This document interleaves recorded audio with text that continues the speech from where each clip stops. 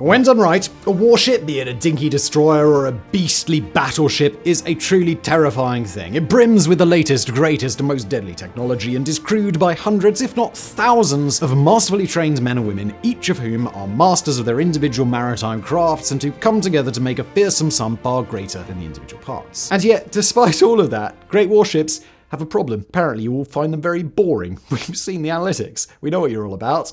You like the ones. So let's get into it.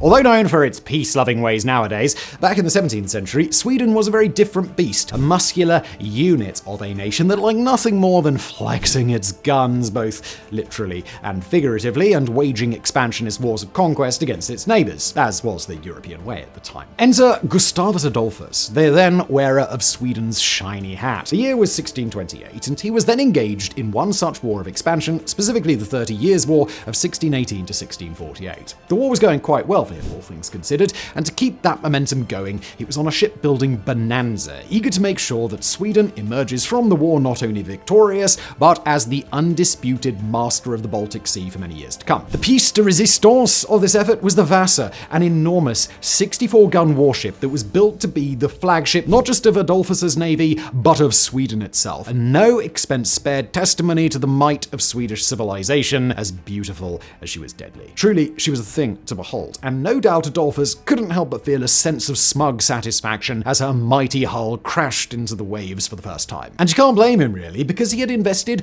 5% of his entire nation's GDP into her construction. Said smugness would have been fleeting, however, because not even 20 minutes later, the top of Vasa's mast slipped beneath the waves as the drink claimed her for its own. So, what happened? Well, in a nutshell, it was all about the ballast, or rather a lack of ballast. You see, ballast stabilizes a ship, ensuring that it has a low center of gravity and can remain upright and steady at sea, and Vasa's ballast was insufficient for her size and the weight of her armaments. This critical miscalculation made her dangerously top-heavy, with way too much weight placed above the waterline. This made her terrifying array of 64 guns little but multi-ton pendulums as she swayed from side to side in the Baltic waves. This was bad enough within the sheltered confines of Stockholm Harbour, with surviving testimony describing her as wallowing from side to side so severely that her crew would almost certainly be breaking out the precautionary brown underpants. But for whatever reason, the captain offered full sails ahead, and when they broke out of the harbour, the full might of the Baltic winds hit her, and it was game over. Her pendulous guns sent her into an extreme list from which she could not right, and she fell over onto her side. From there, she began filling with water, and soon enough sank beneath the waves, barely more than a kilometre away from her home port. While her lack of ballast was the straw that broke the camel's back, there is a larger story here. For example, there was a lack of oversight and clear guidelines from the king during her construction, who was more concerned with her firepower and imposing appearance than her seaworthiness. The shipbuilders, under immense pressure to meet the king's demands, kept quiet, fully aware of the disaster that they were nailing together. Additionally, there were significant changes to her specifications during construction, including a last-minute decision to add a second gun deck, which only exacerbated the existing stability problems and further compromised her design. The aftermath of the sinking led to an inquest by the Swedish Council of State. Much finger-pointing ensued as everyone involved with the Vasa debacle tried to make sure the blame landed at someone else's feet, and ultimately no canings, either literal nor proverbial, were handed out. Adolphus was well aware it was his fault, and well aware that everyone thought that, and so he saw little to be gained from trying to pin the blame on a scapegoat. Incredibly, though, this isn't where the Vasa story ends, because she was hauled up from the seabed in 1961 and was found that thanks to the peculiar specifics of where she sank, she was still in near perfect condition. She was then housed in a purpose-built Vasa museum in Stockholm, where she remains to this day. And we recommend a visit if you happen to be in the area, because very few ships from that period survive. So the fact that one survives in near perfect condition is pretty crazy.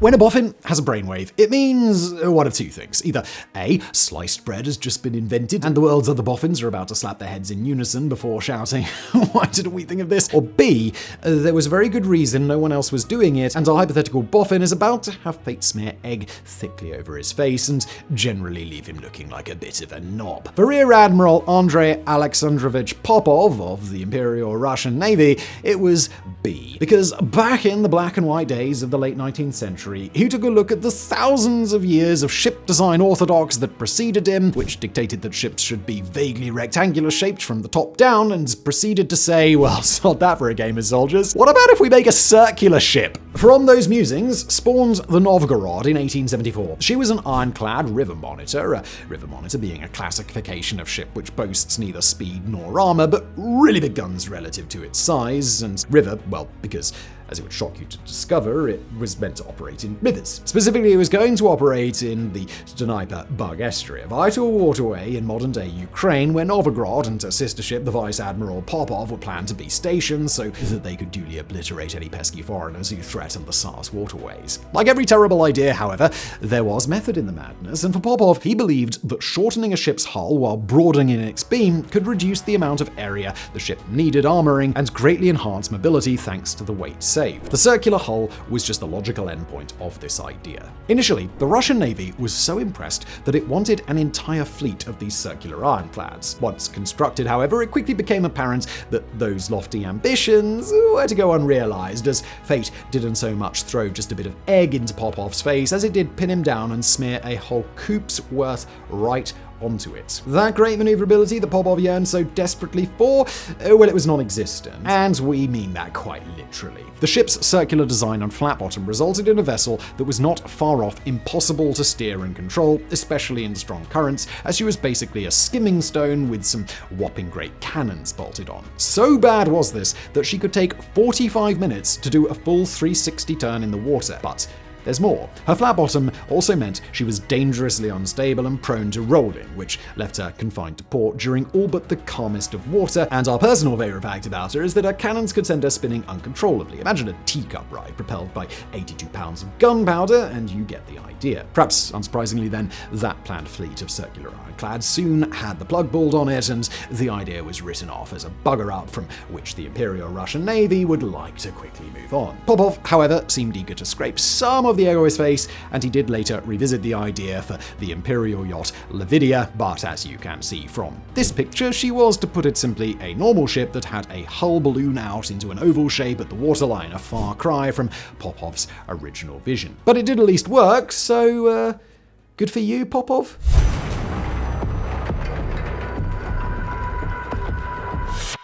If there's one thing France excels at, it's architecture. A statement which becomes self-evident when one gazes upon the Arc de Triomphe, the Palace of Versailles, the Notre Dame Cathedral, all truly magnificent structures to behold. This isn't always a good thing, however. If it's a beautiful yet cliched proposal spot you want, say no more, keep the beautiful architecture coming.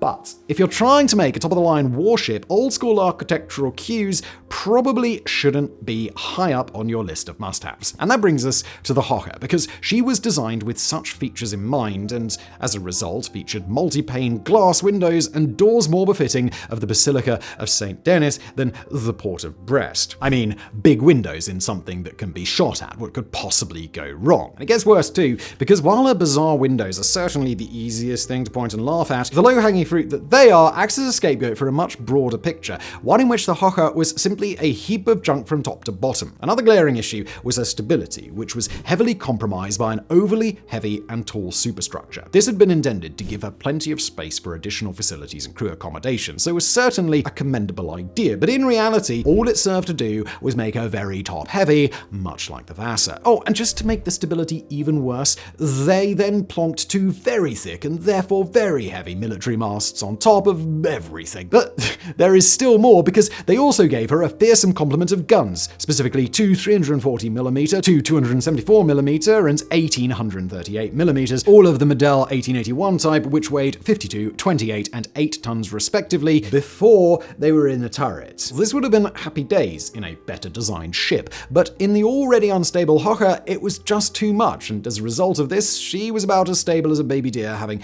its first go at ice skating. And it's a shame really, because this could have been a belting ship. She actually did have quite a lot of highly innovative and top-of-the-line features. For example, she was the first French capital ship to use armored turrets and compound armor, a type of alloyed armor that offers much greater protection than just pure steel, and she also had all of those mighty armaments that we just discussed. And yet, it all meant naught in the face of her highly compromised core design. At least it didn't end in disaster, because the French Navy immediately recognized the hot, steaming turd that they had on their hands when the ship first hit the water in 1886, and almost immediately took steps to fix her, such as giving her some lighter guns, chopping away some of her upper superstructure, and swapping in some lighter masts. This didn't suddenly make her a wonder ship, mind you, and she was still a deeply flawed fighting warship, but at least she didn't drag all of her sailors down to the bottom of the ocean. So, that's something.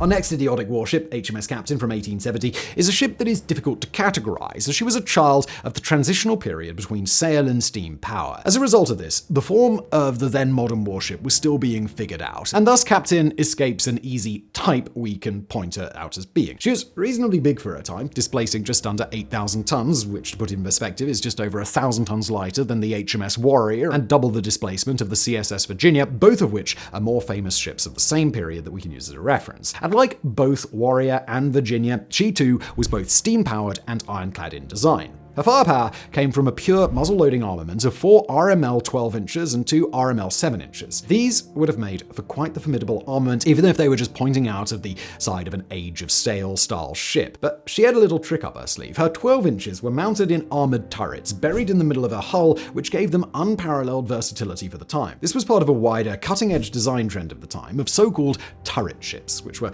exactly what they sound like, although do note that due to the wide variation in turret type, shape, and the sort of ship they were mounted to, this moniker doesn't tell you much about the ship beside the fact that it had at least a turret, and thus it isn't typically used to describe a ship type, but rather a feature. But we digress. If Captain had all of this good stuff going for her on paper, being a big, well-armed and armored girl, where did it all start to go belly up? Well, in what is becoming something of a trend in this video, she was too top-heavy. Really, she was a victim of her own success in many ways. She had all of those whiz-bang new features that were so cutting-edge that they were implemented terribly, as the designers of the day simply hadn't had the opportunity to think them through thoroughly. For example, while she may have been steam-powered, steam propulsion was still new and scary in those days. Ship designers the world over recognized the merits, make no mistake, and were well aware that being able to sail independently of the wind at speeds hitherto thought impossible was a big deal, but they were reluctant to depend upon it, because what if it broke? You'd be stranded at sea with no way of making it back home and no way of communicating your situation, and so it was reasoned some sails should be chucked on just as an emergency backup. And that is what led to Captain's bizarre-looking design, with the turrets buried in the center of the ship. The designers couldn't think of a way of getting both her turrets and her masts onto the same deck, and so they just put a deck over the turrets. This was just far too much weight up high between the weight of her turrets, the weight of her masts, and the weight of her armor, and it was just a recipe for disaster. And that's not all. The turrets in the middle setup also led to her having a dangerously low freeboard. The distance between the waterline and the deck was 6.5 feet, and there's a lot of waves taller than that out in the deep blue sea. All of these defects came home to roost in September 1870, barely 5 months after her commissioning. She was hit by a storm off the coast of Spain, one that threw 50-foot tall waves in her direction. Because of her low freeboard, a lot of this water settled on her deck. Then, when she entered a list while crossing a wave, all of that weight sloshed to the side and made sure that she didn't recover. She was below the waves in minutes. Out of a crew of 500, only 18 survived.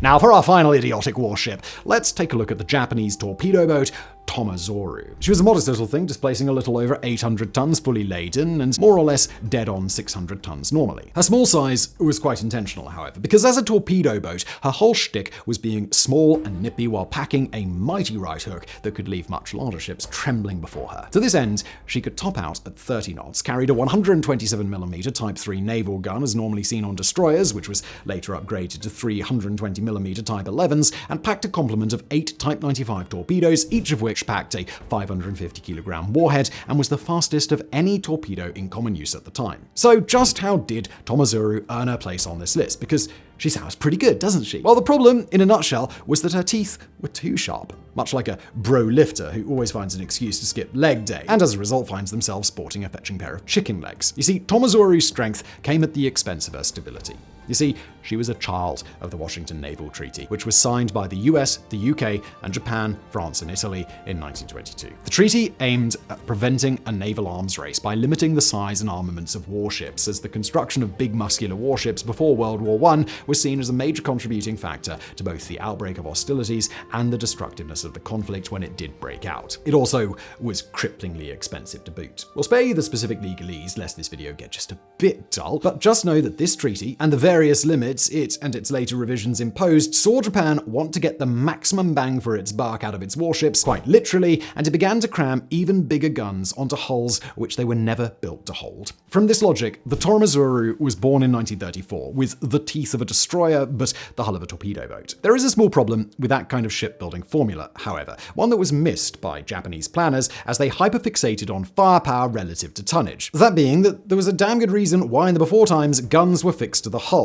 That stopped the ships from being too top-heavy. So, knowing that, guess what happened when Tomazoru was put into the water? She capsized. She was unstable from the offset, and before her sea trials were even complete, she was noted to wallow from side to side in a manner akin to a drunkard after their 10th can of special brew. The Japanese Admiralty cared not, however, as it is easy to gloss over glaring problems and say, "Bereat," when it isn't you who is personally serving on the ship in question. But alas, time is the great vindicator and humiliator, and so always proved to be not in fact reet on the 12th of March 1934, not even a month after her completion. She was on nighttime exercises with the 12th Torpedo Flotilla, and as a storm rolled in, her lights disappeared from view and all radio communications stopped. She'd capsized. It took 10 hours to find her, and a further 17 hours to drag her back into port, by which time over 100 of her crew had perished. She was then refitted with the new guns that we mentioned earlier to make her less top-heavy, and pushed back into service, where she then managed to stay out of the drink until March 1945, when American bombs sent her to the bottom of the sea.